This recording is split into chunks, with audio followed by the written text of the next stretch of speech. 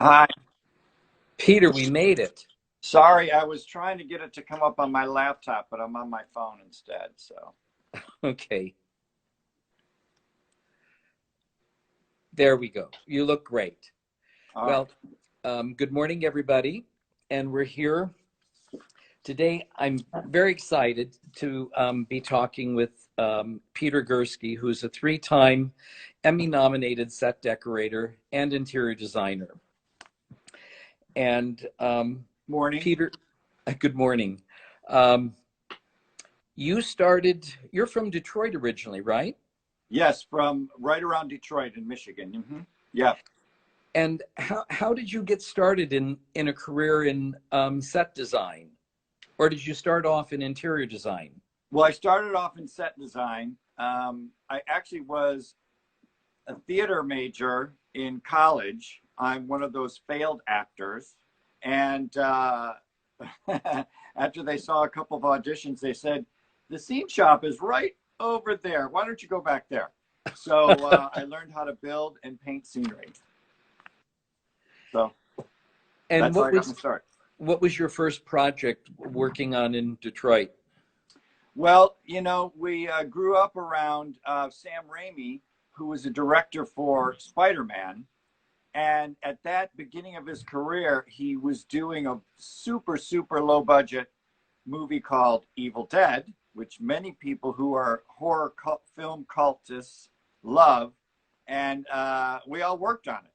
So that was sort of the first foray into film.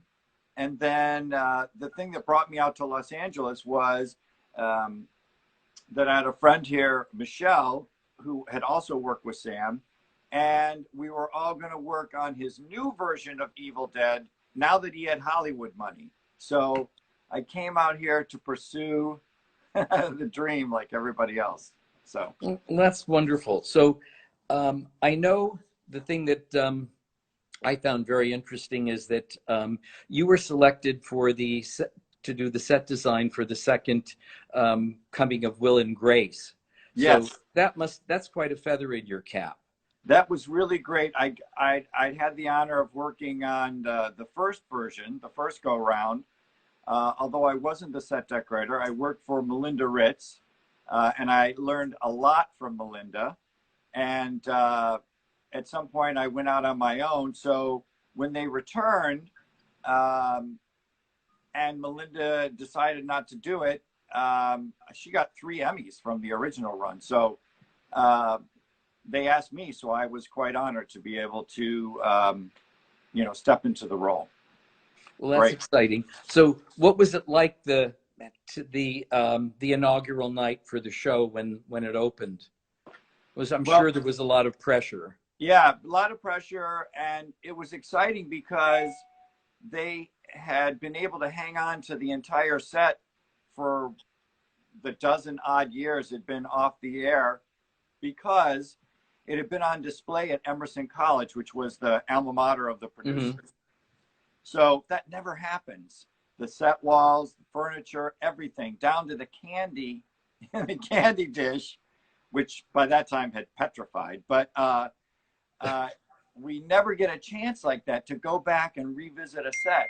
And there have been so many iconic things done with the set, and we still had the furniture. So when we began, we kind of brought all the old things back and then subtracted and then added new things.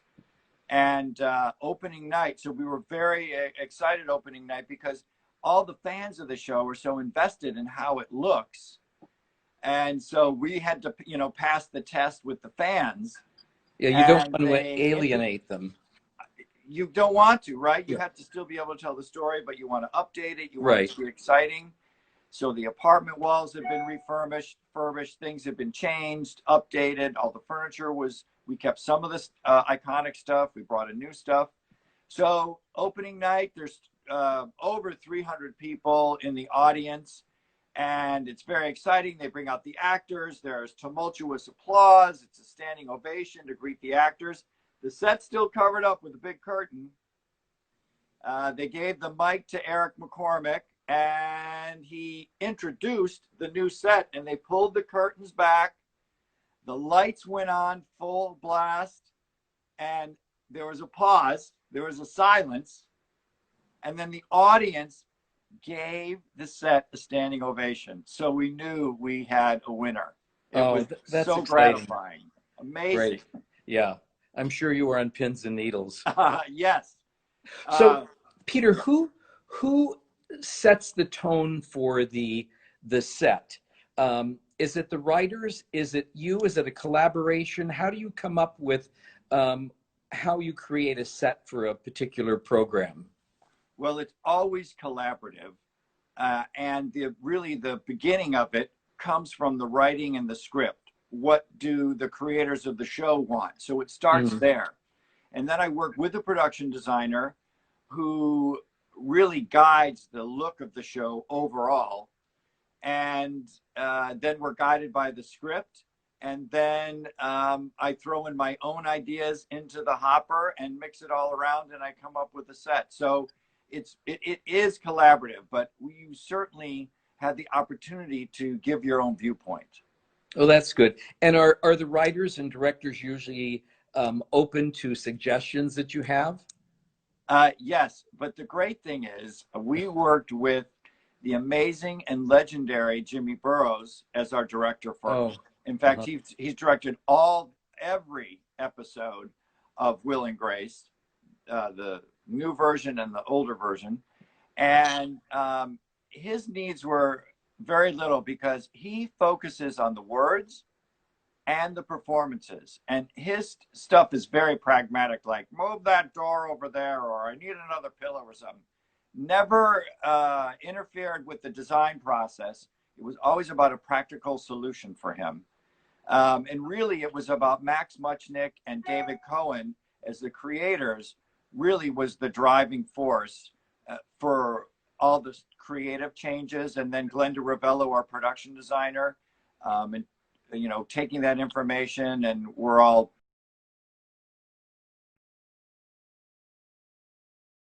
talking to. The writers don't, we love the writers, but so on this show especially. So I was speaking with a friend of mine the other day, and he said, I see you have Peter Gurski, you're talking with him on Friday. And he said, I know Peter.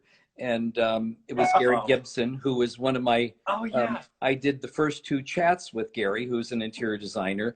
And he has a store on Beverly Boulevard, Gibson. And he said, Peter's been into my shop before shopping, and please tell him hi. And he says, in fact, I think he may have purchased some things in here for Will and Grace. So, yeah, no, I love being in Los Angeles.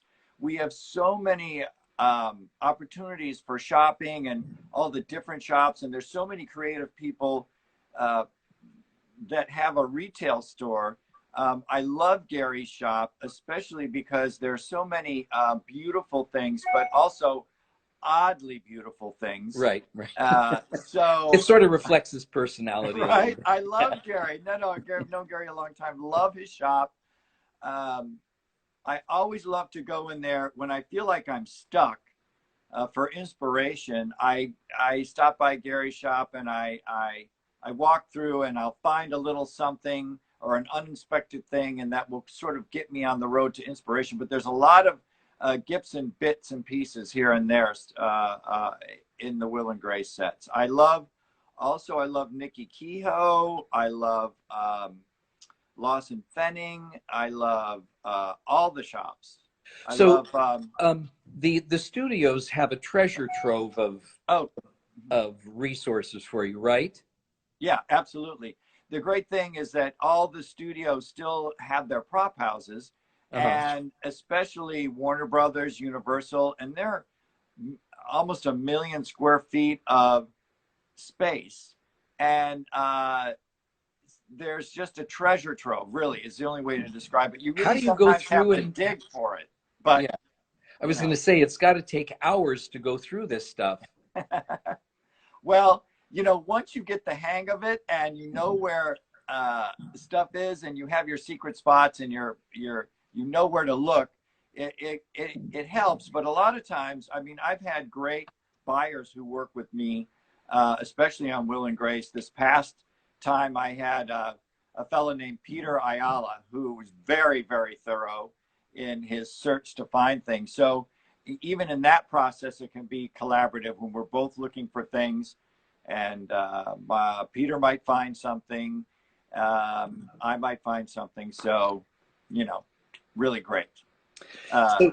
Great resources. And because it has decades and decades and decades of things from movies. I mean, we're still finding props from movies from the 40s, like Mildred Pierce. And in fact, they even have some very fine antiques. They had some Baccarat opera chandeliers that were 11 feet tall and all crystal. And you can see them in Warner Brothers movies throughout history, starting in the 40s. That some art director must have bought them in Europe just before the war. And they were magnificent. But sometime, like in the late 70s, they stopped sending them out because the guy who knew how to take them apart retired, and they were too expensive. They auctioned them off a couple of years ago just because they were too valuable to be sitting in the warehouse. But they must have gotten $1.5 million each for them. But just spectacular treasures buried, you know, deep in the prop house. Yeah, yeah.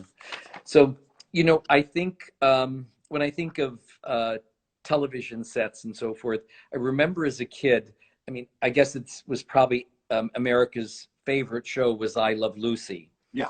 And I remember watching, you know, this each week, and I was always, this is before I was even conscious that I was interested in design, I was always looking at their apartment and analyzing it.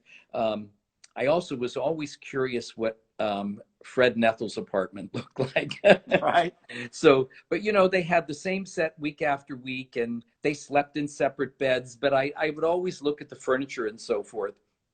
And, you know, it's now such an iconic series, and you and your team did a remake of probably the most iconic I Love Lucy's episode ever, right? Yeah.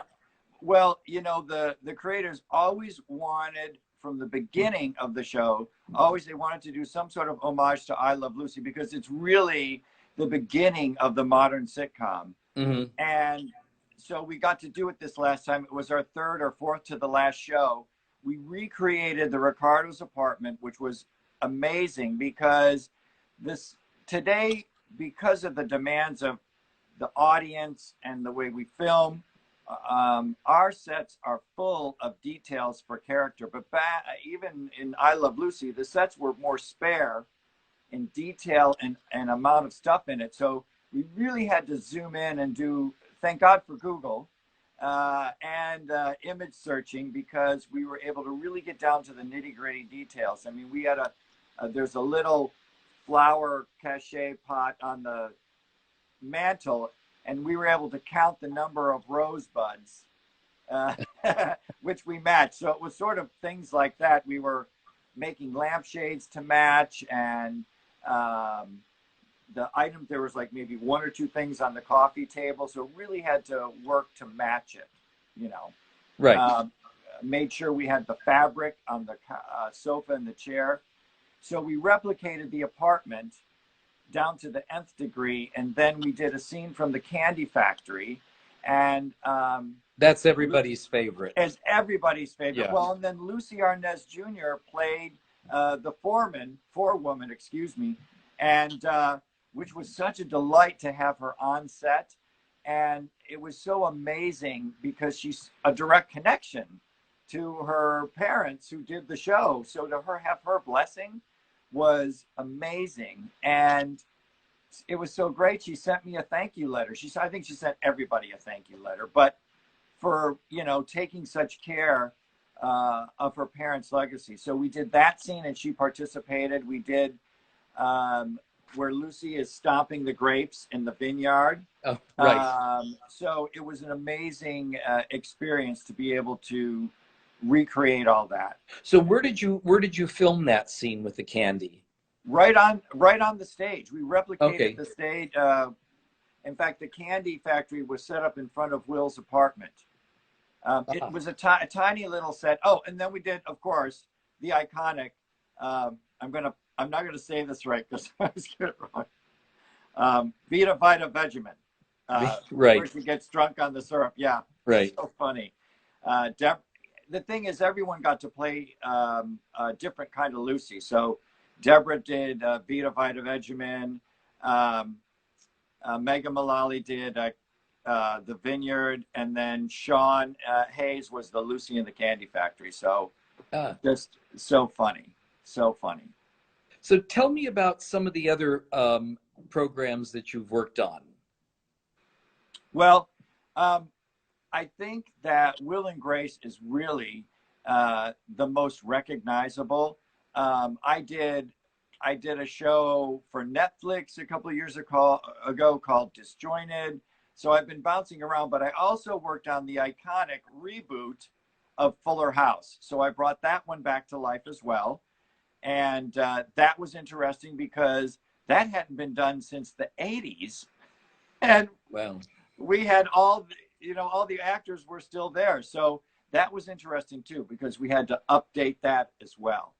But that was another point where the producer had saved some of the original furniture in a warehouse. So I think it was the couches from the living room, put on a truck from whatever warehouse, sent to us at Warner Brothers, open them up in the upholstery shop, like layers of paper and plastic, and open it up.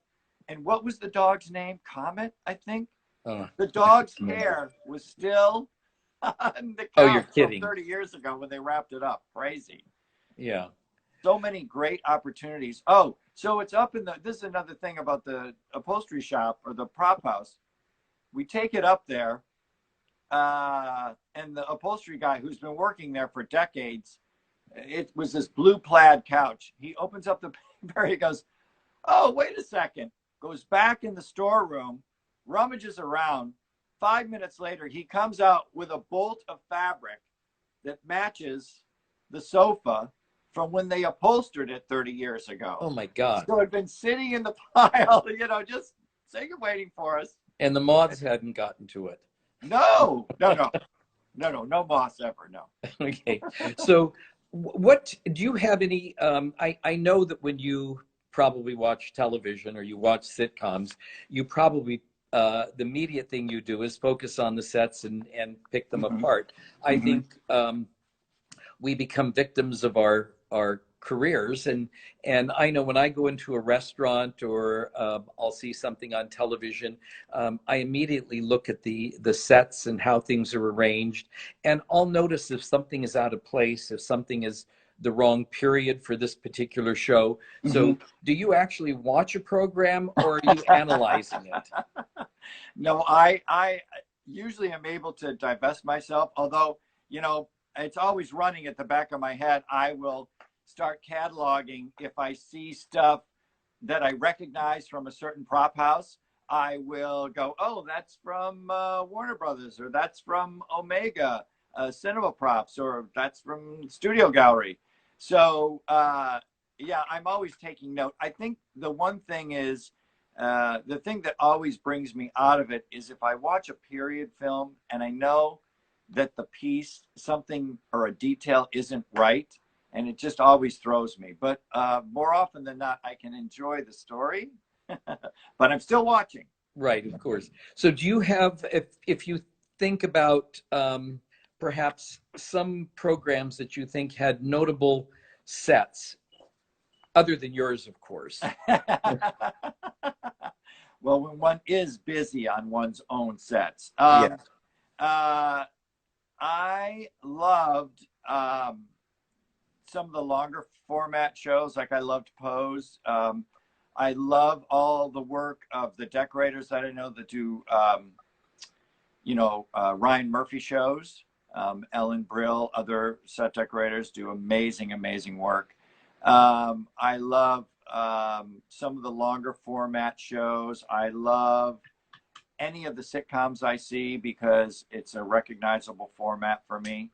So there's tons and tons of stuff. Of course, right now I've been at home watching I don't know what because there's so much, but right now I tend to go back to old black and white movies, which is my Right. refuge. Okay. So, Well, let's go to something a time perhaps more current.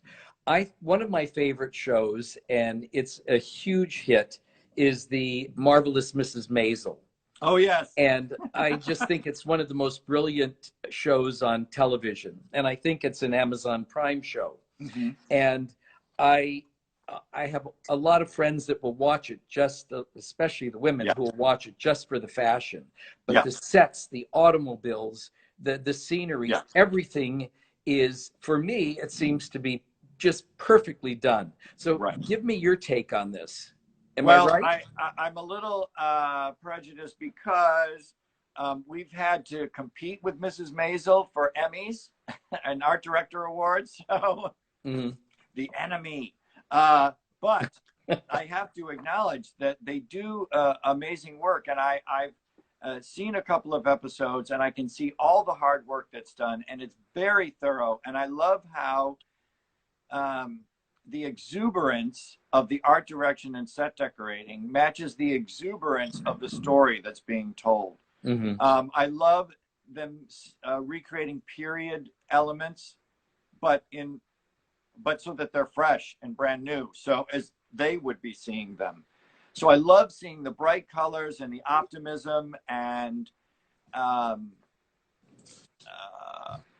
all the period things that are done so well and so well integrated with, the art direction and the set decorating and the wardrobe. Amazing, great work. It's got to be very expensive to produce something like that with so much detail. Well, I used to very proudly expound on how much things cost until the studio asked me not to, but because we would have a question and answer when the audience for Will and Grace was waiting for a scene to be set up. But it can be very costly, but you have to imagine it's something that we're buying or renting to reflect, someone's entire life. So although it might seem costly to a person living, a typical life, for a studio decorator, there's so many other elements at work that are going to affect the cost. Like, do I need it right away? How long do I need it for? Do I have to buy it? Do I have to rent it? And it has to, whatever we're getting has to fit the storyline. So we're really driven by what story they want to tell us. And sometimes, that requires expensive furniture, but especially for Will and Grace, we had to pay a lot of attention to design detail because our audience is sophisticated in that manner. And so we had to, or the audience, would catch us not doing our job. So that's why Will and Grace could sometimes be expensive, because that's what was required to match the character. So, right. Yeah, and I don't know that people are aware how important the sets are to the whole atmosphere of a program or a show. And because you're really setting the stage and setting the mood for everything. Mm-hmm. So it's almost an additional character, or it really is another character. Mm-hmm. Because a lot of times, especially like if you're doing a period show like Mrs. Maisel, it's just the final link that pulls you, because performers have told me that pulls you into the story and helps you, cement your performance. We did, I think, the second year of the reunion episodes of Will and Grace, we did a show where they travel back in time to the turn of the century, between the 19th and the 20th century. And so we had to convert Will's apartment to a Victorian age, which is a right. Totally different style of decorating. So we kept all the walls intact, but recovered and redecorated. And when the actors and everyone saw the sets, they were blown away, just because we're so used to seeing Will's beautiful right. sort of minimal right. design, and then you've got this crazy Victorian. And it transported you into another era. Totally, just totally right. like bring you into another era. Yeah. Right. Oh, it was like that old movie, Somewhere in Time, that Christopher Reeve was Oh, in. I love that film. Remember that? And Yeah, it was so great. he buys the old suit and he Yes. wills himself to go back in time, and then he finds the penny in his pocket from the Yeah, and present day. And it's filmed in Mackinac Island in Michigan. Yes, in Michigan, Yeah. yes. Yeah, it was great. So, I can't help but I'm looking at all these objects behind you, and somebody just put a note on here and said, "Where is that fleur-de-lis from?" So, um, are you, because of your career, are you a compulsive collector? Yes, I'm afraid so, and many friends have had to intervene. And the thing is, uh, the thing is, I've moved into doing some residential design, and mostly with actors and producers and writers. Uh, and it's, a different world from that. But so you see many interior designers who have beautifully decorated homes. My house looks like Granny on acid went to a garage sale, because I've got bits and pieces from everything that I've worked on. The fleur-de-lis is, I found at the flea market years ago, the Rose Bowl flea market, for something or other, or the crazy Victorian fruit arrangement behind me. So there's all sorts of interesting things to look at in my apartment, but Well, that's good. I think it's an architectural digest. Yeah, I think it's important that people surround themselves with things that mean something to them, the things that they love. I always encourage clients not to have their house look like a showroom, to bring some personal things. Perhaps it's a chair from their grandmother, or just things that they've collected as they travel around the world. And it's wonderful to have these things. It all doesn't have to match and go together perfectly. Well, I like to think that, and that especially when I'm doing a show, I'm telling the story of the characters in the script. And I think I try and bring that when I'm working with clients on interior design for their place. I try and help them tell their story. So, because many of my clients, like I have, I'll drop a name, Jesse Tyler Ferguson and his husband, Justin Makita, are very good clients of mine. And everyone, wants to contribute and has an idea of how their space wants to be. So I want to interpret that for them and bring them the best version of that idea they have in their head. So for me, even if I'm working at someone's house, it's still about storytelling. It's telling their story. Yeah, I think it's very important. I'm always trying to pull things out of clients and getting them to express their feelings. Sometimes they're a little reluctant because they're intimidated that they might say something wrong or come up with a bad idea. Right. And there are no bad ideas. There are others that are perhaps better than one another. There's no bad ideas. And in fact, remember, I did a house for Jesse Ferguson when he was single, and that was one version. And then when Justin joined us, we were like the Three Musketeers, and Jesse and Justin sort of had different ideas, and I loved it. We went shopping just to get an idea, and Justin picked out this sculpture, which was a horse made out of parts of car parts. I loved it. But normally, because I'd learned what Jesse had liked, I might not have suggested it, but I loved that Justin went out there and said, that's what I like. Let's do this. I mean, it was our inspiration piece. It was the first thing we bought for their house. So I was so happy that it was becoming a collaborative effort, and like that, new ideas had come through. And then the same thing, like Husbands and Wives, Eric McCormick, who's Will, and his beautiful, lovely wife, Janet, who I love, love, love, love. I've worked on several projects for them, but that's a husband and wife. Like husbands and wives, they argue about their space. So yeah, it's an interesting dynamic.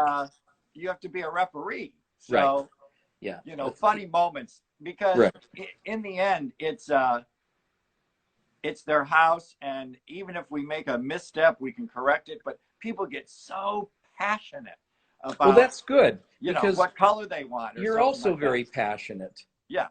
So I know we talked about the ability to walk into a space or a room, or in your case, perhaps it's a set, and you immediately get a feeling.